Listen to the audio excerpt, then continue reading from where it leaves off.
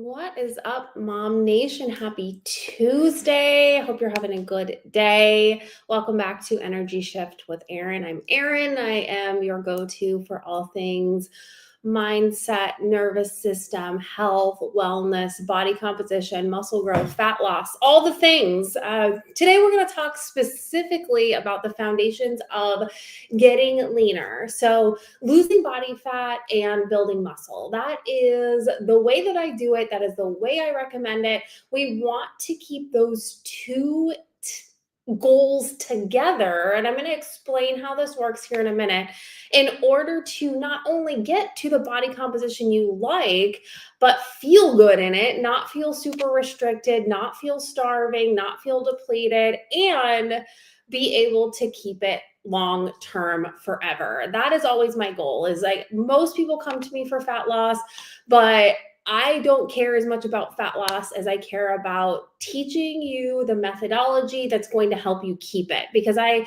could tell you to eat 1,200 calories a day, chicken only, you'd be miserable, you'd lose weight, you'd gain it right back. So the important thing to understand is how to actually get lean, which again is with muscle. This is not thinness. This is healthy, muscular, fit body composition that's capable, that keeps up with kids, that keeps up with life, that has good bone density, all of the things that we want as we take care of ourselves, take care of our families, and go through our lives. And if we do it this way, it's far less stressful as long as you are not focused on speed and getting to the finish line. Because here's the thing with health, there's no finish line. We prioritize it every day. And I don't mean we prioritize fat loss every day.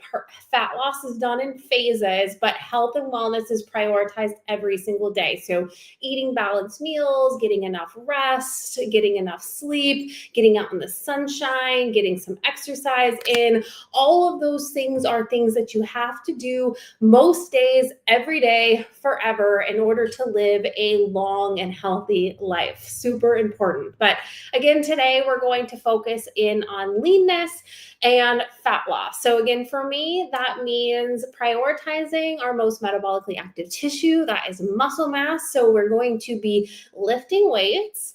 I like 2 to 4 times a week.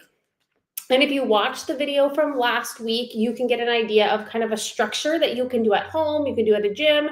If you have any questions on that, please feel free to message me. I have simple workout templates I can send you for free that will help you at the very least just get started, get rolling on your goals. But this is so important and it's overlooked. There's been programs for years that market no exercise, and it's just not doing you any favors. It's a huge disservice. As we get older, as soon as we hit like 35, we start losing muscle naturally. And if we're not doing anything to maintain or build more of it, we are then compromising our metabolism, our hormones, our body composition overall. That's where we start to see more fat in the midsection. That is a hormonal response because we are more insulin resistant and we have way more body fat and way less muscle. We want to flip the switch. So we don't want to omit the weight training in the name of fat loss, because when we do that, then we're losing muscle faster and we're losing fat at the same time, which you might think, okay, that sounds okay. It's not. I want to preface this, and this is so important for you to understand. If we don't have muscle mass, you're not going to keep the weight off, and it's going to continue to be a struggle every time you want to go into another fat loss phase or attempt another diet. And I want to teach you how to do this without necessarily dieting. Yes, we obviously have to manipulate calories, but generally speaking, when we understand what's important, what foods are important, the quality of foods, the nutrients that we need, and the movement that we need in order to get to where we want to go, now we can push a little harder, we can take it a little easier. Everybody is going to be on their own timeline. And again, if you need help figuring out your own, I'm more than happy to walk you through it in the DMs totally for free. And of course, if you need a more like specific approach for you, we offer coaching for that as well. But I really want to help women to understand how important all of these health practices are, and that you don't have to feel overwhelmed by it. I often say, like, if you follow me on TikTok, I talk a lot about how I lost 40 pounds by doing less. And a lot of people like that. And what I mean is that I have an intentional plan for movement, an intentional plan for food. And a previous version of me was constantly like making all these hybrid Frankenstein style diets. I talk about that a lot too, where it was like, and I see it online all the time, that someone's doing keto and intermittent fasting and one meal a day and eating clean and all of these things that, like, one, a lot of times we don't even know what it means. And two, we're just putting things together because we're trying to make something stick and we don't know what's sticking, and then we drive ourselves crazy. So if you start to understand what works and what is just noise and fluff, then you can have less stress, which is a key to health and body composition change, and just get the results that you want. Okay, so we're starting with resistance training. We're going to do that 2 to 4 times a week. If you're not already doing that, that's it. I only want you to implement that, and I'm going to give you a food thing here in a second. We're going to pick 2 things.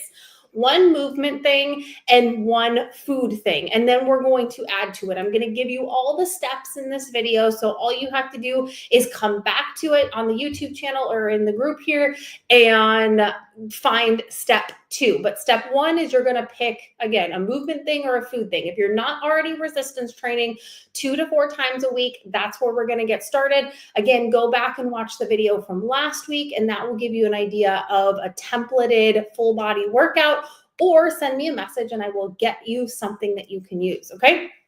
So we're going to start there. You're just going to need some dumbbells at home or some adjustable dumbbells. Those work too. Those are great if you don't have like the space for a ton of equipment at home. That's all you need for now. And then the other movement thing that you may add in this week, but if you are adding in strength training, we're just going to start there. And then we're going to, in a week or 2 weeks or whenever you feel a little bit more inclined to add this in, we're going to add in steps. We want to get a walk-in outside, and it's getting nice, so we can totally be outside. In the summer, I get it. We're going to walk mostly inside. And if you're in Northern Arizona, that's kind of switching for you. So you may be walking inside a little bit more. I have a walking pad that I use religiously that helps me pretty significantly when the weather is funky and I still need to get my steps in. So you can get those on Amazon, and usually you find good sales. I think I got mine for less than 150 bucks, and I've had it for, oh gosh, 2 years now, and I'm on it almost every day. We have one, I have one up here in my office, and then I have one in my office in Arizona as well. So I make sure that I'm set up for success, which is another key to this process. Like, get the tools and things that you need to keep yourself sane and not stressed, even if it takes a little while to accumulate it. Maybe this month you just need to get some dumbbells, and then a couple months from now you get the walking pad, especially because weather is nice. We don't need to continuously spend money on things we're not going to use. But if it's stuff that we're actually investing in for our health, that, for me, it's like we have to separate just like overspending and investment. It's like, we want to use this. We're going to use this. We're going to get our weight training in. We're going to start prioritizing our metabolic health. That's huge. And so that's the first investment. And then later down the line, when weather kind of gets funky, maybe the next investment is the walking pad or gym membership or coaching, whatever that looks like for you. It doesn't matter. New gym clothes. It's always a fun one for me, right? Okay, so those are the 2 movement things that we want to start focusing in on. We want to shoot for anywhere above 7,000 steps a day. That is going to take you out of the sedentary category. So 7,000 or more, and that's up to you and your time and what you have available to you, your kids' ages, those kinds of things. Like, can they go with you? Because it's great to get the kids out and moving and doing, running around the neighborhood. They can get on their bikes while you walk, whatever that looks like. So 2 to 4 times a week strength training, and when you're ready, 7 or more thousand steps a day. Okay. That's what we're going to do for movement. I want you to pick one or the other.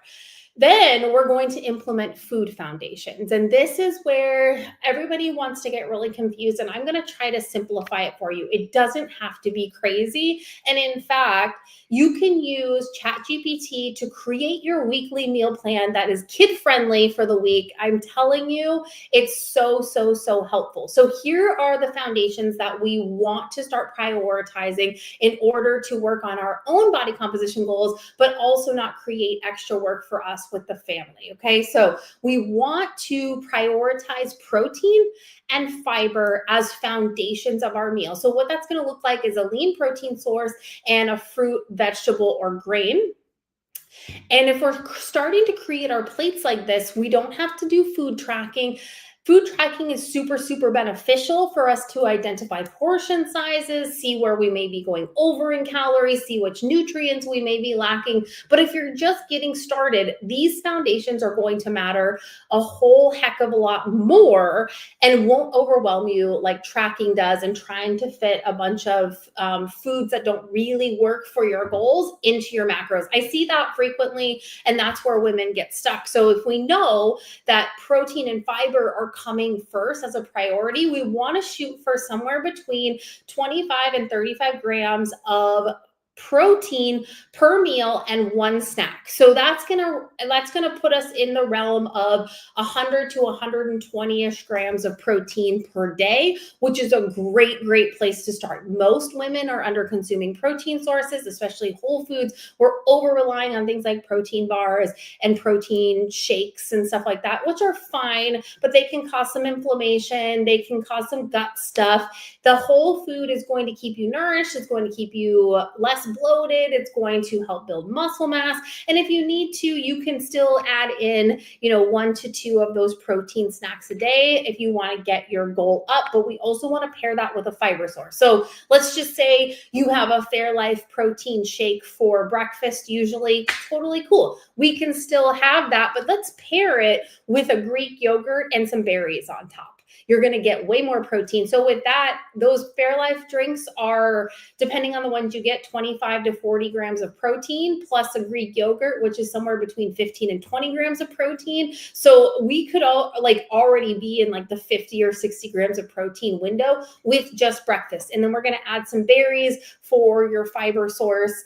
Lunch maybe looks like a sandwich on whole grain bread and a little side salad or some carrots and hummus, something along those lines. So we're going to start framing it in that capacity. And then of course, we're going to add some carbs and fats in there too. So what we want that to look like, carbs and fibers often live in the same category: fruits and vegetables, oatmeal, popcorn. Those things are still going to be counted as carbohydrates, but they're going to bump up your fiber intake. And I have a whole food grocery list. I have a fiber list. If you need it, I am more than willing to send it over to you. Just shoot me a message and I will get you exactly what you need. Okay.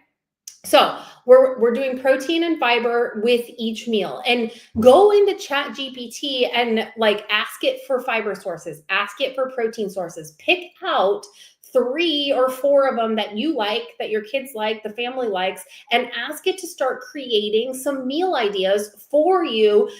Tell it, the prompts can be something like, I need 5 dinner ideas that include 30 grams of protein per serving and 10 grams of fiber per serving. Because we're trying to hit, with fiber, we're trying to hit somewhere between 25 and 35 grams total for the day. So we're thinking, 8 to 10 grams per meal and a snack that'll get you there. So you can just ask ChatGPT this.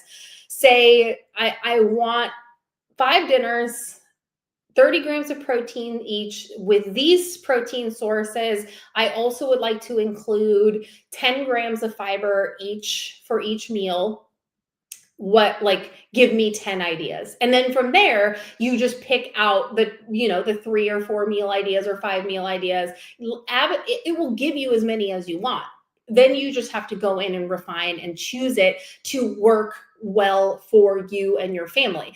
If your kids don't like certain meals or foods, just say that. Put that in there. I want a high protein dinner idea that has 30 grams of protein, 10 grams of fiber, and does not include bell peppers because my kids will not eat them. And then it's going to give you that. The more specific you get, the more it's going to be refined to you. And it makes it so easy. It makes it so simple to create this meal plan for the week. You can do the same thing with your lunch. And what I like to do too is I'll put in my groceries for the week. And I tend to eat very similar meals throughout the week. So I don't have to do this as much anymore. I don't have to troubleshoot as much anymore. But this was back then when I was learning this, there was no chat GPT. So I was doing it all through Google and Pinterest and all of these things. So this is so helpful. And if you're not an AI fan, I get it. You can still do it on Google and Pinterest, but this makes it so much easier to get what you need and apply it to your lives and apply it to the lives of your family without stress and overwhelm. Because like I said in the beginning, stress is the number one factor that keeps people stuck because our minds and our bodies are disconnected. And when they're disconnected, we are prone to stress responses, over consuming, not moving as much as we should because we feel we like internalize that we need more rest when actually we probably need more movement, we need more fuel, we need more nourishment. And if you start to lower stressors, like just creating this plan and start with one meal. Okay, don't overwhelm yourself. You don't have to reinvent the entire wheel. You can just simplify or ask it. Like, for example, if I have a client struggling to understand how they're supposed to fit their macros into their goals with the food that they like already, I will use it. I'll take a screenshot of the foods that they're eating and use it to create a meal plan that will add some more fiber, add some more protein to make it easy. You don't have to eat foods you don't like. You don't have to eat foods your kids don't like. You don't have to create separate meals. There is some trial and error. And again, I have grocery lists and guides and all of these things I can send you if you're not a fan of AI. I wasn't for a long time, to be completely honest with you, and I have fallen with the masses just to make my life easier and to help make my clients' lives a lot easier too, to send some ideas, because sometimes we have to think slightly outside of our own box, our own world, what we're living in. And what that looks like really is just asking for some help. Coaches do that, we do that, but ChatGPT is free and you don't need a professional support in order to just create some healthy meal plans that will work in conjunction with your goals. Now, if you have a little bit more of a sticking point, like those are the people I tend to work with, they're doing all of these things and we're still not getting to the body composition goal we want. We're high stress, hormones are maybe off. But for most people, we can get started and see really, really good results by just these simple things. And again, you don't have to use AI. You can use Google, you can use Instagram, you can use TikTok. There's so many recipes that can help you start making these higher protein, higher fiber meals. And the reason why this is so important is protein and fiber are going to activate natural satiety hormones. So like everybody talks about GLP-1s, Ozempic, those kinds of things, peptides. That's a natural peptide in your body, and fiber and protein are going to help activate it to keep you full long term so that you don't have those midday crashes and those extreme cravings. Usually moms are skipping a meal. Maybe not intentionally, maybe intentionally. That's going to drive up the stress response. It's going to drive up inflammation. It's going to drive up cortisol. So if we can stop doing that and nourish our bodies, you're going to have more energy. You're going to have less cravings. You're going to have less stress. You're going to have less mood swings. And your body is going to respond beautifully to the process. So with food, I'm going to simplify this for you. I want you to focus on one thing this week with your movement. Adding 25 to 30 grams of protein per meal and a fruit or vegetable. I don't think you need to worry too much about the numbers with fiber yet. We're going to add that in later, but having a fruit or vegetable with each meal and a snack. So like I said, maybe your snack used to be a bag of pretzels. Cool. We had a bag of pretzels and let's have some grapes with that. Or let's have maybe a beef stick, that kind of thing. Having a little bit of protein, having a little bit of carbs and fats in the pretzels, and then having a fruit or vegetable. Or maybe you just do celery sticks or something along those lines. But keep it pretty simple for yourself. A chicken breast, a side of asparagus, some rice. That could be a good meal in a bowl. Like taco salad. Taco bowls are something we do often. Black beans are great fiber sources. Beans in general are great fiber sources. So once you start identifying the fiber and protein sources that you like, we just build our meals around them. Add a whole food carb source, rice, potatoes, yams, quinoa, anything that you like in there. And then your fat source is going to be the cooking oil that you use for the veggies. Like maybe you saute your asparagus in a little bit of olive oil or butter, or add that to the air fryer when you put in zucchini, or whatever the case may be. It could be a little sprinkle of cheese on top. It could be a little avocado on some toast in the morning. You could do that, like some egg whites, whole grain bread, a little avocado, and some berries. That's a solid breakfast. And I'm telling you, if you start making these switches, you are going to feel so full and so energetic. I was telling my husband last week, we switched our meal planning and the way that we eat in September, because I had been having some health issues and I wanted to just clean out the system. So I did 30 days of 100% whole foods only, no meals out, no nothing packaged, just whole foods. And what I learned from that was that having a big breakfast in the morning was the game changer to a lot of the problems I was having. Like I too, even though I thought I was having a balanced breakfast and I was eating a balanced lunch and a balanced dinner for the most part, like I'm a human too, but most days that's the system that I follow. But my breakfast was usually kind of the smaller meal for the day. And once I bump that up, so what I'm doing now is my breakfast is probably the largest meal of the day. I have a small lunch snack situation, high protein, high fiber, and then a bigger dinner. So, and I don't have cravings anymore. I barely snack.